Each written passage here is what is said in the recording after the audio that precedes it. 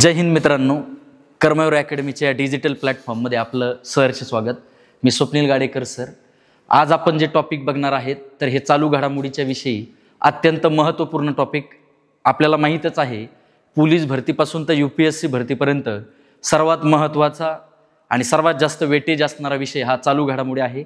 आज आपण लेक्चरला 2 टॉपिक महत्त्वाचे बघणार आहे जे या आठवड्यामधले आहे, ज्याचा संबंध आपल्याला भारताच्या भूगोलशी आणि राज्यघटनेशी आपल्याला मिळतो. ज्यावेळेस आपण चालू घडामोडीचा अभ्यास करतो त्यावेळेस आपल्याला GS मधल्या वेगवेगळ्या विषयाशी त्याचे लिंकिंग केलं जातं.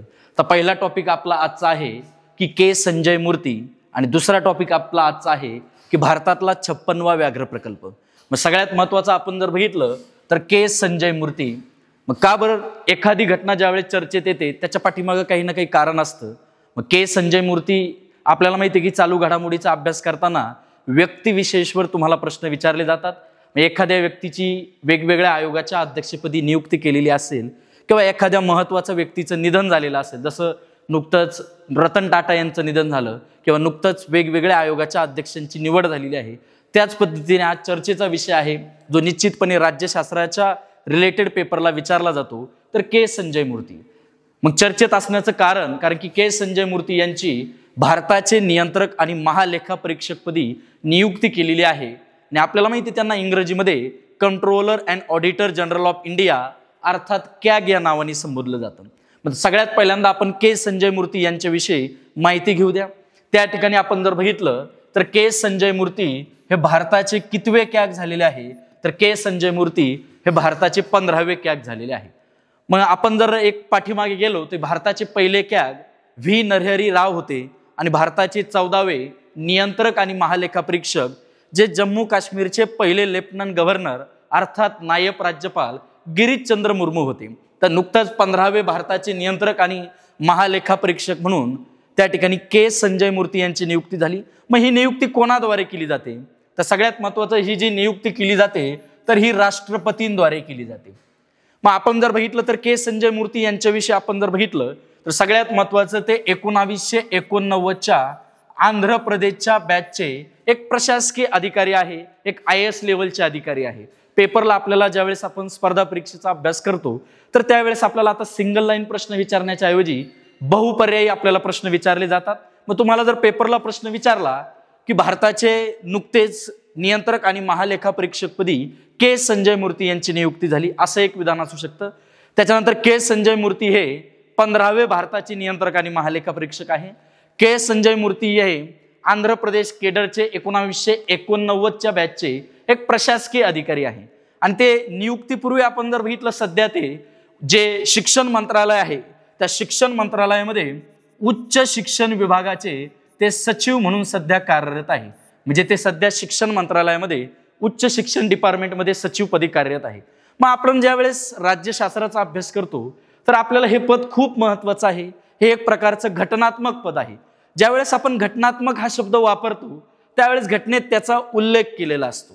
मग भारताचा नियंत्रक आणि महालेखापरीक्षक डॉक्टर भीमराव आंबेडकरांनी या पद भारतातलं सर्वात महत्त्वाचं पद सांगितलं होतं, सर्वोच्च न्यायालयाच्या न्यायाधीशाप्रमाणे आहे. आणि तसं पाहिलं तर सेवा ज्येष्ठतानुसार सुद्धा यांचा सर्वोच्च न्यायालयाच्या न्यायाधीशाप्रमाणे त्या ठिकाणी क्रमांक लागतो. मग आपण बघू की भारताचा नियंत्रक आणि महालेखापरीक्षक हे पद काय आहे, त्या ठिकाणी घटनात्मक तरतूद कोणत्या कलमामध्ये दिली, त्यांची नियुक्ती कोण करतं, किती कालावधीसाठी करतं, त्याच्यानंतर त्यांची महत्त्वाची कार्य काय आहे त्या ठिकाणी. मग भारताचा नियंत्रक आणि महालेखापरीक्षकला अर्थात आपण इंग्रजीमध्ये controller and auditor general of India म्हणतो. मी मगाशी पण सांगितलं की हे घटनात्मक पद आहे, संविधानिक पद आहे. घटनेत याचा आपण जर बघितलं तर घटनेमध्ये भारतामधला भारतीय राज्यघटनेचा भाग 5 आणि प्रकरण 5 मध्ये याचा उल्लेख केलेला आहे. बऱ्याच वेळा पेपरला प्रश्न पडला की भारताचा नियंत्रक आणि महालेखापरीक्षक याच्या संदर्भात भारतीय राज्यघटनेतली कलमे कोणती. मग जर आपण कलमांचा उल्लेख केला तर भारतीय राज्यघटनेतलं कलम 148 ते 151 हे भारताच्या नियंत्रक आणि महालेखापरीक्षकाबाबत आहे. बऱ्याच वेळा सिंगल लाईनला पण प्रश्न पडतो पोलीस भरतीला वगैरे सरळ सेवेला की भारताचा नियंत्रक आणि महालेखापरीक्षकच्या संदर्भात भारतीय राज्यघटनेतलं कलम कोणतं, तर 148 आहे. कधी कधी आपल्याला संपूर्ण कलमे विचारली जातात तर 148 ते 151. त्याच्यानंतर यांची नियुक्ती जर बघितली, मगाशी पण सांगितलं की यांची जी नियुक्ती केली जाते तर राष्ट्रपतींमार्फत केली जाते. मग कॅगचा जो कालावधी आहे, आताची जी नुकतीच पोलीस भरती परीक्षा पार पडली त्याच्यामध्ये प्रश्न विचारला की कॅगचा कालावधी किती असतो, तर कॅगचा कालावधी असतो 6 वर्ष किंवा वयाची 65 वर्ष पूर्ण होईपर्यंत, जे आधी घडेल ते. त्यानंतर आपण जर बघितलं तर यांना पदावरून कसं दूर केलं जातं, तर ते भारताचे नियंत्रक आणि महालेखा परीक्षक जे आहे यांना सर्वोच्च न्यायालयाच्या न्यायाधीशाप्रमाणे पदावरून दूर केलं जातं. म्हणजे सर्वोच्च न्यायालयाच्या न्यायाधीशाला ज्याप्रमाणे त्या ठिकाणी पदावरून दूर केलं जातं त्याचप्रमाणे भारताच्या नियंत्रक आणि महालेखा परीक्षकाला दूर केलं जातं. आणि आपण जर बघितलं, पूर्वी या भारताच्या नियंत्रक आणि महालेखा परीक्षकाकडे 2 कार्य होती. एक होतं लेखा परीक्षण विषयक कार्य आणि एक होतं जमा खर्चाचे अहवाल तपासणी. परंतु एक कायदा आला की भारताचा नियंत्रक आणि महालेखा परीक्षक कायदा 1971, आणि या 1971 कायद्यानुसार भारताचा नियंत्रक आणि महालेखा परीक्षक कार्य, अधिकार आणि जे जबाबदारी आहे, आणि हा कायदा 1971 आला असून 1976 पासून कॅग कडून लेखा परीक्षक विषयक कामे काढून घेतली आणि आता त्याला केंद्र सरकारच्या जमा खर्चाचे अहवाल तपासण्याचं काम आहे. त्याच्यानंतर आपल्याला ह्या कॅगचा संबंध कुठे येतो अजून, तर संसदेच्या ज्या महत्वाच्या समित्या आहे त्याच्यामध्ये सगळ्यात महत्वाची समिती आहे जिला आपण लोकलेखा समिती म्हणतो. मग ही जी लोकलेखा समिती आहे, मग पेपरला विचारलं जाते याची रचनेबाबत पेपरला प्रश्न, मग लोकलेखा समितीची स्थापना कधी झाली, तर लोकलेखा समितीची स्थापना 1919च्या मॉन्टेगू चेम्सफोर्ड कायद्यानुसार लोकलेखा समितीची स्थापना 1921 ला झाली. तर ही लोकलेखा समितीची रचना विचारली जाते. तर लोकलेखा समितीमध्ये एकूण सदस्य 22 आहे, ज्याच्यामध्ये लोकसभेचे 15 आणि राज्यसभेचे 7 सदस्य, हे सर्व लोकसभेच्या निवडून आलेल्या सदस्यांमधून जो अध्यक्ष असतो. आता एक परंपरा पाळली जाते, जो लोकलेखा समितीचा अध्यक्ष आहे हा लोकलेखा समितीचा अध्यक्ष हा कोणत्या पक्षातील असावा, हा विरोधी पक्षातील असावा. आणि आपण नुकताच मागच्या महिन्यामध्ये जर चालू घडामोडीचा अभ्यास करत असेल तर एक प्रश्न आला किंवा एक टॉपिक आला की लोकलेखा समितीच्या अध्यक्षपदी नुकतीच कोणाची नियुक्ती केली, तर लोकलेखा समितीच्या अध्यक्षपदी आपण जर बघितलं के.सी. वेणुगोपालराव यांची नियुक्ती झालेली आहे. मग आपण जर बघितलं तर हे लोकलेखा समितीचं काम काय आहे, तर लोकलेखा समितीचं काम काय आहे, जो भारताचा नियंत्रक आणि महालेखा परीक्षक आहे, केंद्र सरकारचे जमा खर्चाचे अहवाल आपण जर बघितलं तर हा जमा खर्चाचे अहवाल तपासतो आणि हा अहवाल तपासल्यानंतर तो संसदेकडे पाठवतो आणि संसद लोकलेखा समितीकडे पाठवतं. म्हणजेच लोकलेखा समितीला भारताच्या नियंत्रक आणि महालेखा परीक्षकाच्या अहवालावर अवलंबून राहावं लागतं. म्हणूनच भारताच्या नियंत्रक आणि महालेखा परीक्षकाला लोकलेखा समितीचे कान, डोळे, मार्गदर्शक असं म्हटलं जातं. असा एक प्रश्न कायम येतो सरळ सेवेला की लोकलेखा समितीचे कान आणि डोळे कोणाला म्हणतात, तर लोकलेखा समितीचे कान आणि डोळे हे भारताच्या नियंत्रक आणि महालेखा परीक्षकाला म्हणतात. महत्वाचं आहे. अजून लोकलेखा समिती ही कोणत्या समितीची जुळी बहीण आहे, तर एक समिती आहे लोक अंदाज नावाची समिती. तर त्या लोक अंदाज समितीची जुळी बहीण म्हणून लोकलेखा समितीचा उल्लेख केला जातो. हा झाली आपली पहिली घडामोडी. कोणताही पेपर असू, सरळ सेवापासून MPSC पर्यंत, तर याच्या बाहेरचा प्रश्न येणार नाही. पूर्ण डिटेलमध्ये आपण माहिती त्या ठिकाणी घेतलेली आहे. व्यक्तिविशेष आहे आणि याचा संदर्भ आपण राज्यशास्त्रामध्ये दिसतो.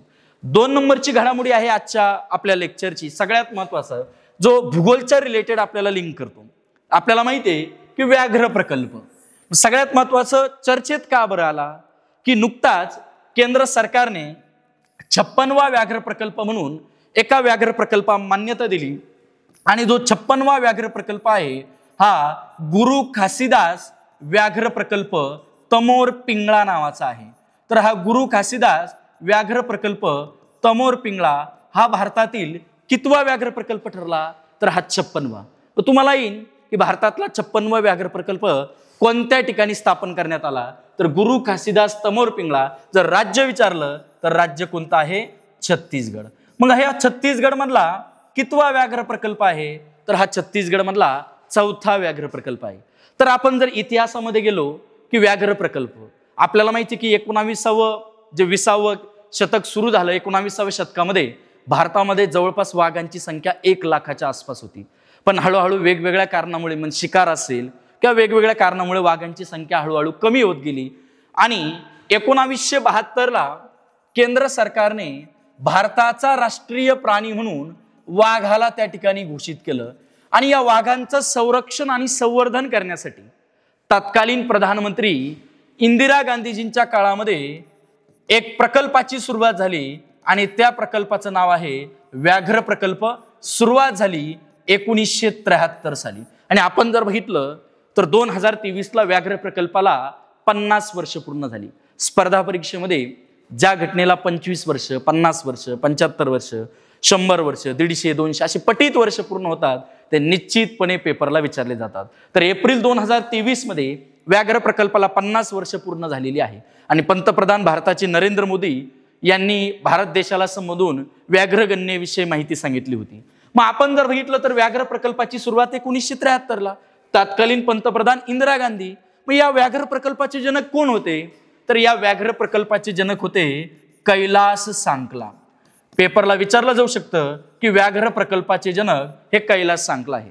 सदिच्छा दूत म्हणजे वाघांविषयी त्यांचं संरक्षण करण्यासाठी संवर्धन करण्यासाठी एक ब्रँड अँबॅसेडर आहे, त्यालाच आपण मराठीमध्ये सदिच्छा दूत म्हणतो. तर या व्याघ्र प्रकल्पाचे जे सदिच्छा दूत आहे तर हे आहे अमिताभ बच्चन, ज्यांना आपण महानायक बिग बी असं पण म्हटलं जातं. मग आपण जर बघितलं तर भारतातला पहिला व्याघ्र प्रकल्प कोणता तर भारतातला पहिला व्याघ्र प्रकल्प हा उत्तराखंड राज्यामधला जिम कार्बेट नावाचा आहे, लक्षात ठेवा.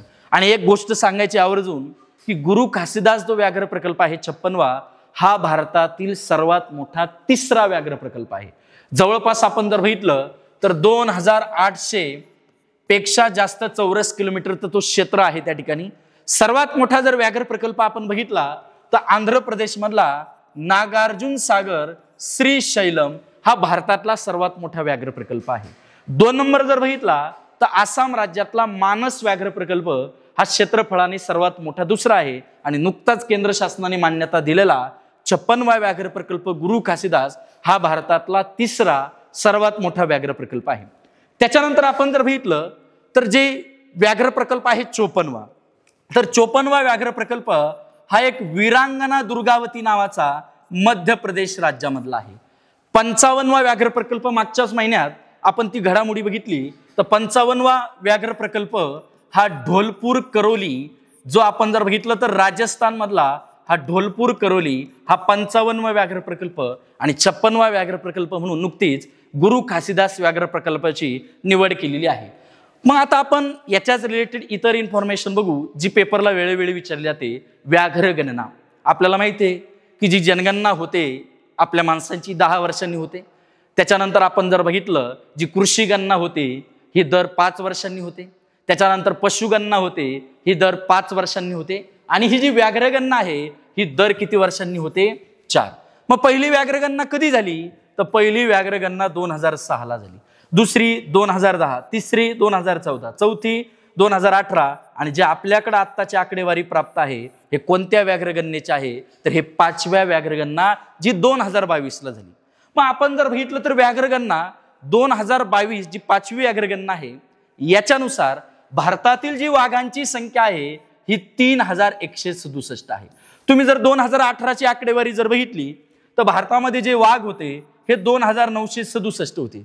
म्हणजे या वर्षी या 5 वर्षामध्ये 4 वर्षामध्ये भारतामधील वाघांची संख्या किती निवाढली 200 निवाढलेली. आणि आपल्याला अर्थात माहिती आहे जगामध्ये सर्वाधिक वाघांची संख्या ही आपल्या भारतामध्ये 70% पुढे सर्वात जास्त वाघ आपल्याला आढळताना दिसतात.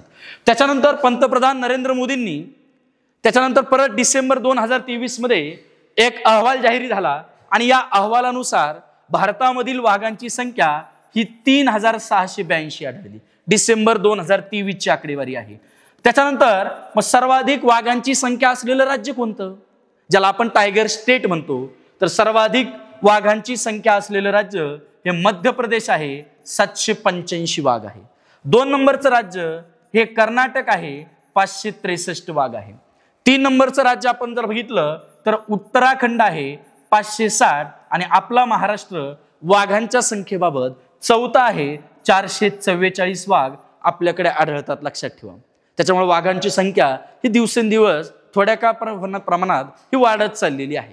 त्याच्यानंतर आपण जर बघितलं तर ज्याला टायगर कॅपिटल म्हणतात, व्याघ्र राजधानी, तर ही व्याघ्र राजधानी पेपरला विचारली जाते. तर व्याघ्र राजधानी त्या ठिकाणी कशाला म्हणतात, तर नागपूरला व्याघ्र राजधानी म्हणतात.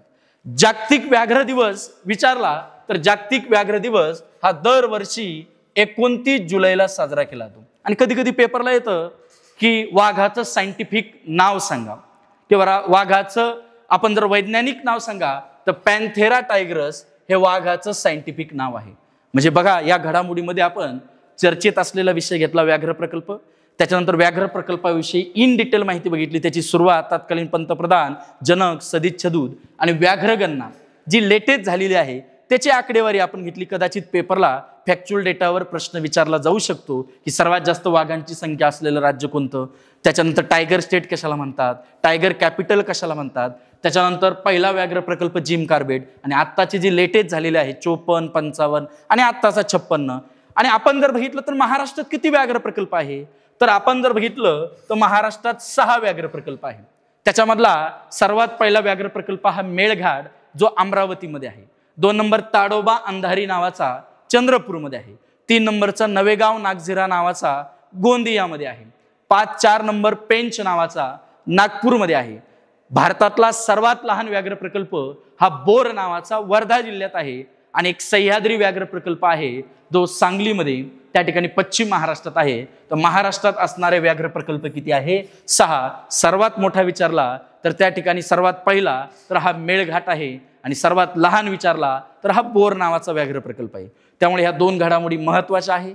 पेपरच्या दृष्टीने जीएसचा अभ्यास करताना आपल्याला भारताचा नियंत्रक आणि महालेखा परीक्षक याच्याविषयी वेगवेगळ्या अँगलने प्रश्न विचारले जाऊ शकतात. सिंगल लाईन सरळ सेवेला जर MPSC क्लास 2चा अभ्यास करत असेल तर एक बहुपर्यायी स्वरूपाचे प्रश्न त्या ठिकाणी तयार होऊ शकतात. याच्या बाहेरचा प्रश्न जाणार नाही. इन डिटेल आपण माहिती घेतलेली आहे. 2 नंबरची घडामोडी आपण व्याघ्र प्रकल्प जो भारताच्या भूगोलच्या रिलेटेड आहे आणि एक चर्चेत आलेला आहे, इन डिटेल माहिती आपण यामध्ये घेतलेली आहे. तर हे 2 पॉईंट आहे जे वेगवेगळ्या परीक्षेला त्या ठिकाणी आपल्याला वेगवेगळ्या अँगलने विचारले जाऊ शकतात. तर नक्कीच हे जर लेक्चर आवडलं असेल तर आपल्या मित्रांना जे स्पर्धा परीक्षेमध्ये अभ्यास करतात तर त्यांना नक्कीच शेअर करा. आणि जर लेक्चर आवडलं असेल, महत्त्वपूर्ण माहिती वाटली असेल आणि भविष्यात सुद्धा पुढे असेच लेक्चर त्या ठिकाणी मिळवण्यासाठी आपल्या चॅनलला लाईक करा, सबस्क्राईब करा आणि शेअर करा. आणि कर्मवीर अकॅडमीच्या चॅनलला जास्तीत जास्त शेअर करा, ज्याद्वारे तुम्हाला पेपरच्या दृष्टीने महत्त्वाची माहिती मिळेल. धन्यवाद.